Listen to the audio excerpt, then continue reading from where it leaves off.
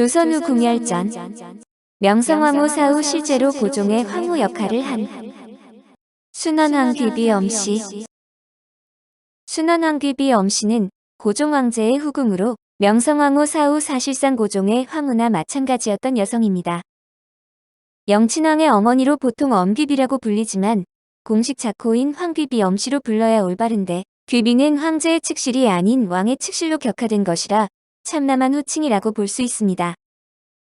8살 때 궁녀로 입궐해서 명성황후의 시위상궁으로 있다 고종의 눈에 들어 승은을 입게 되었는데, 이 사실을 안 명성황후에게 진노를 샀고 병사 32세였던 그녀는 궁궐 밖으로 쫓겨납니다.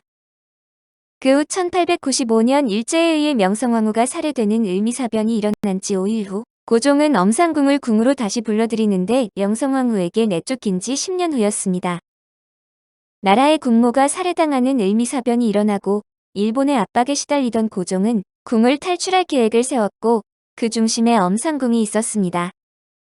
엄상궁은 며칠 전부터 신복 궁녀 하나를 대동하고 가마 2채로 궁궐 출입을 했는데, 엄상궁은 일본의 감시를 피하기 위해 2채의 가마로 궁을 드나들며 경계를 늦췄습니다. 그리고 1896년 2월 11일 대담하게 고종과 왕세자였던 순종을 가마에 태우고 상궁의 가마로 위장해 러시아 공관으로 탈출에 성공합니다. 이듬해 궁으로 돌아온 고종은 황제로 등극하고 대한제국을 선포했으며, 고종의 아기를 임신했던 엄상궁은 44세의 나이의 황제의 아들을 낳습니다. 지금 기준으로도 44세면 엄청난 노산인데, 나이가 나이인 만큼 아들을 낳기 위해 북한산에 산신각까지 짓고 100일 기도를 올렸다고 하며 당시 만든 약사불과 산신탱화가 남아있다고 합니다. 서울 남산에 있는 와룡묘 제석전에서 엄귀비가 빌어 영친왕을 낳았고, 나중에 엄귀비가 와룡묘 안에 삼성각을 지어주었다는 이야기도 있지만 역사적 근거는 부족합니다.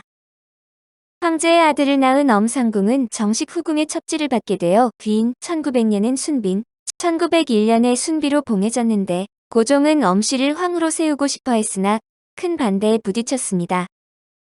엄씨의 신분이 원래 궁녀였고 숙종이 세워놓은 후궁은 왕비가 될 수 없다는 법도 때문인데, 평민이기 때문에 황후가 되는 것은 조선 역사상 전무후무한 일이었습니다. 1903년 12월 결국 황후 바로 아래이자 후궁 중에서 가장 지위가 높은 황귀비의 직책을 받는 걸로 이 문제는 정리되었습니다.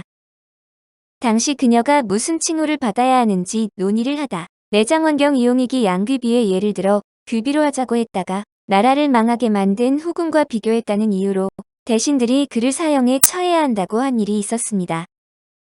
그러나 황후가 없는 상황에서 가장 지위가 높은 후궁이었으니 실질적으로는 황후로 대우받았고 복색도 황후의 복색이었다고 합니다. 순원왕귀비 엄씨는 조선 왕조 역사상 중궁이 세상을 떠난 후 기후를 들이지 않은 채 후궁으로서 전궁의 지위를 사실상 대신한 보기 드문 사례였습니다. 비슷한 예로 태조의 후궁인 성비원씨, 문종의 후궁인 숙빈 홍씨 등이 있는데, 원씨는 신덕왕후 사후 성비에 봉해진 뒤론 대부분 국가 현안에 관여할 권한을 부여받고 후궁임에도 태종에게서 어머니 대접을 받았습니다. 또한 홍씨는 당시 세자빈이었던 현덕왕후 사후의 내궁이라는 벼로를 따로 받고 무려 명나라의 공인도 받아 실질적인 왕비 역할을 했습니다.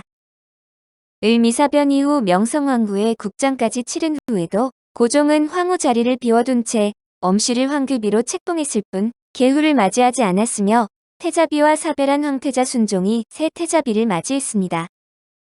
사진을 보면 외모는 추녀에 가까운데 이를 두고 조선시대와 현재의 미의 기준이 달랐기 때문이라고 보기도 하지만 당대에도 엄씨는 박색으로 평가됐습니다.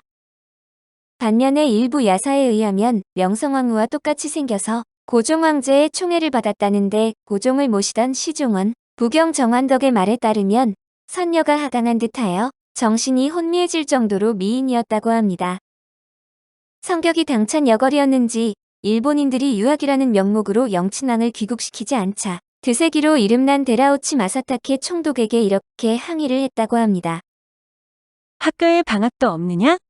홋카이도로 여행을 갔다는데 그럴 시간이 있으면 그것보다 부모를 만나게 해주는 것이 도리 아니냐? 경술국치 직후인 1911년 7월 20일에 덕수궁에서 갑작스럽게 장티푸스에 걸려 57세로 사망했는데, 일본은 전염될 수 있다며 어머니의 죽음 때문에 귀국한 영친왕이 그녀의 시신 가까이에 가는 걸 막았다고 합니다.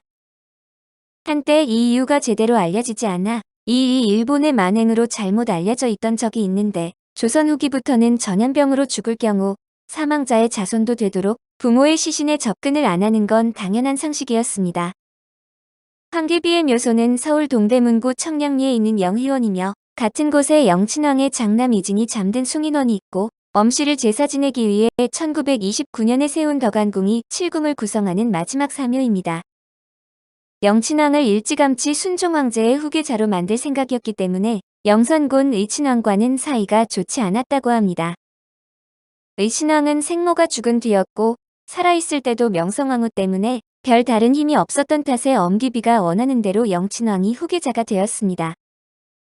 후계자에 탈락한 건 의친왕의 탕하 기질 때문이었다고도 하는데 좀 의심스럽고 현재 순원왕귀비의 제사를 받들고 있는 건 사이가 험악했던 그 의친왕의 후손들입니다. 참고로 후사가 없는 순종, 덕혜옹주는 물론 이구의 사망으로 대가 끊겨버린 영친왕 제사도 의친왕의 친손자인 이원이 지내고 있습니다.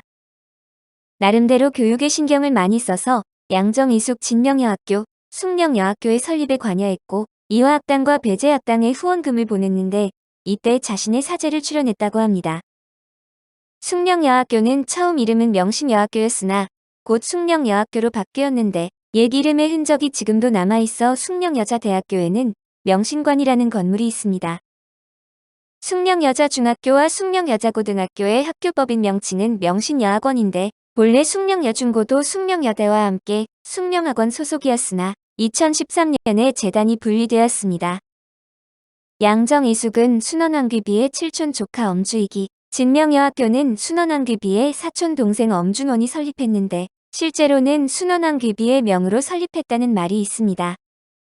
숭령여학교는 초대 교장인 이정숙이 설립자이기도 하다는 말이 있지만 일반적으로는 순원왕귀비가 설립한 걸로 알려져 있습니다. 이 때문에 숭령여자대학교의 경영권의 일부를 구 한국황실과 영친왕이 갖고 있었는데 광복 후위로 인한 소송이 발생했을 때 황실을 냉대한 이승만 정부가 권리를 인정해주지 않아 황실 측이 패소했습니다. 그러나 엄귀비가 기부한 토지는 숭령여대의 소유로 인정받아 서울시가 몇 번이나 뺏으려고 했지만 매번 재판에 지고 있습니다. 하지만 정작 엄귀비에게 하사받았다는 토지 문서는 행방이 묘연해 숭령여대에서 계속 찾으려고 하고 있다는데 남태평양의 피지는 영국으로부터 독립한 것을 증명한 독립증명서를 분실한 바 있답니다. 이외에도 순원왕귀비의 추천으로 입궁하여 영친왕의 보모로 일했던 최송설당이 김천고등보통학교를 설립하며 간접적으로 영향을 주기도 했습니다. 1959년 영화 독립협회와 청년 이승만에서는 김지미, 1970년 영화 마지막 황태자 영친왕에서는 문예, 1971년 영화 경복궁의 여인들에서는 홍세미가 연기를 했습니다.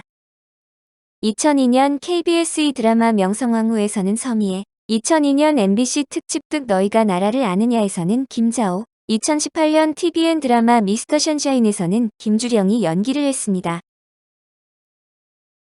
오늘 조선후 궁열전은 명성황후 사후 실제로 고종의 황후 역할을 한 순원왕귀비 엄씨였습니다.